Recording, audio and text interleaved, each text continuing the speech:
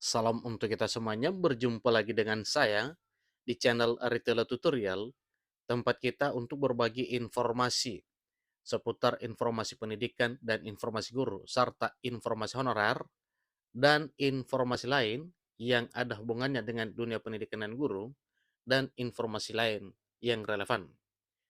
Pada pertemuan ini, saya menyapa seluruh Bapak Ibu honorer senair yang selalu setia melaksanakan tugas tanpa mengenal lelah dalam melaksanakan kegiatan pelayanan publik, baik di instansi pemerintah pusat, demikian dengan instansi pemerintah daerah. Saya yakin Bapak Ibu honorer selalu semangat dan selalu dalam keadaan sehat walafiat.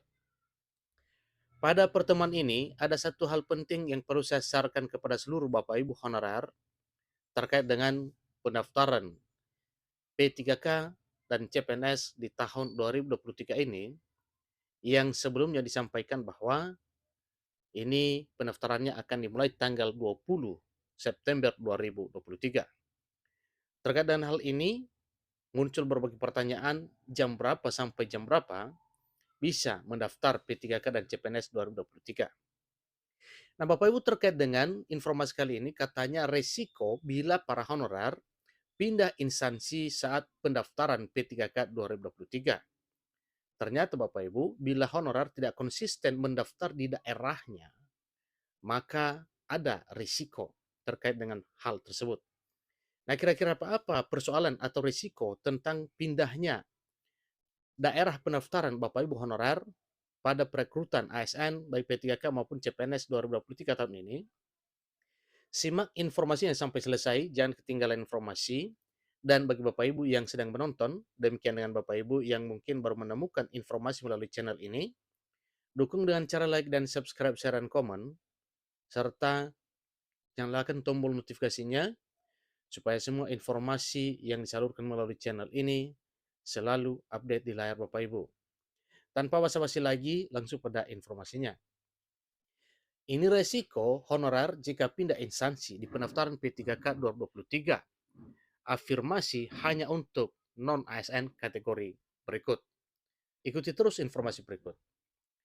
Kementerian Penanggulangan Aparatur Negara dan Reformasi Birokrasi Kemenpan RB menekankan kepada honorer yang ingin mendaftar pegawai pemerintah dengan perjanjian kerja atau P3K 2023 untuk tetap fokus pada instansi tempat mereka saat ini bekerja. Nah, tentunya Bapak Ibu, sebagaimana ketentuan bahwa seharusnya para honorer itu tidak perlu kemana-mana untuk mendaftar menjadi ASN, P3K maupun CPNS, tetapi wajib di daerahnya sendiri dalam satu wilayah pemerintahan. Tetapi mengingat satu dan lain hal, maka para honorer ini berjuang habis-habisan untuk bisa melaksanakan pendaftaran untuk seleksi P3K 2023 tahun ini. Mendaftar di instansi lain atau pindah kabupaten kota atau provinsi dapat merugikan mereka sendiri. Artinya, hal ini dapat menimbulkan kerugian bagi para honorer. Hanya pelamar honorer yang dapat melamar di instansi yang bersangkutan. Tentunya para honorer lain juga tidak bisa memasuki areal di mana honorer itu berada. Karena pada dasarnya honorer telah didata pada tahun 2022 yang lalu yang dilangsungkan dengan penyerahan SPTJM bagi 120 instansi baik pusat maupun daerah per 15 sampai 31 Maret 2023. Nah, satu ketentuan bahwa pada formasi P3K 2023 yang mana ini adalah jalur honorer, bahwa para honorer ini tidak diperkenankan untuk keluar atau melamar di lain instansi, kecuali di mana honorer itu terdata sebagai tenaga honorer, karena rekrutmen ASN adalah lewat jalur honorer. Kementerian Penanggulangan Aparatur Negara dan Reformasi Birokrasi Kemenpan RB sudah menerbitkan regulasi untuk pengadaan pegawai pemerintah dengan perjanjian kerja atau P3K untuk guru, tenaga kesehatan, dan tenaga teknis, serta juga demikian dengan calon pegawai negeri sipil atau CPNS. Asisten Deputi Perencanaan Jabatan Perancangan dan Pengadaan Sumber Daya Manusia Aparatur Kementerian PAN-RB, Abbas Bagia, mengatakan afirmasi diberikan kepada honorer jika mereka melamar di instansi tempat mereka bekerja. Ingat Bapak Ibu ya, dengan tegas disampaikan bahwa afirmasi diberikan kepada honorer jika mereka melamar di instansi tempat mereka bekerja. Namun, jika mereka memilih pindah instansi atau lokasi, mereka akan menjadi pelamar umum dan tidak mendapatkan afirmasi. Jadi itu salah satu resikonya Bapak Ibu ya.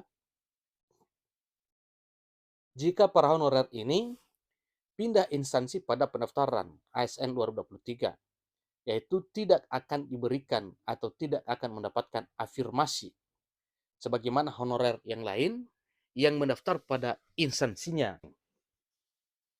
Meskipun jumlah formasi pegawai pemerintah perjanjian kerja atau P3K tahun 2023 tidak sebanyak jumlah honorer, disarankan agar honorer tetap memilih formasi di instansi tempat bekerja masing-masing. Dan itu adalah sudah satu keputusan bahwa bagi para honorer yang melamar di luar instansinya, tidak akan diberlakukan afirmasi. Tetapi bila mendaftar di tempatnya sekarang, di daerahnya juga, maka akan diberikan afirmasi sebagaimana yang disampaikan oleh pemerintah. Tujuan pengangkatan P3K dari honorer adalah untuk menyelesaikan tenaga honorer non-aparatur sipil negara, yang mana para honorer non-ASN ini tersebar di seluruh daerah yang ada di Indonesia. Jika mereka ingin melamar formasi di luar instansi atau lintas daerah, mereka harus melakukannya melalui jalur pelamar umum dan bersaing dengan pelamar umum lainnya.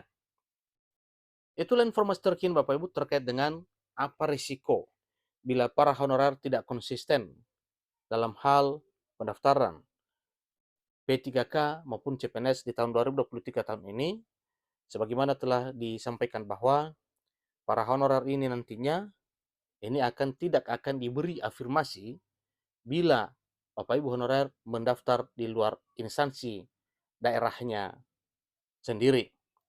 Nah, tentunya ini suatu resiko Bapak Ibu ya.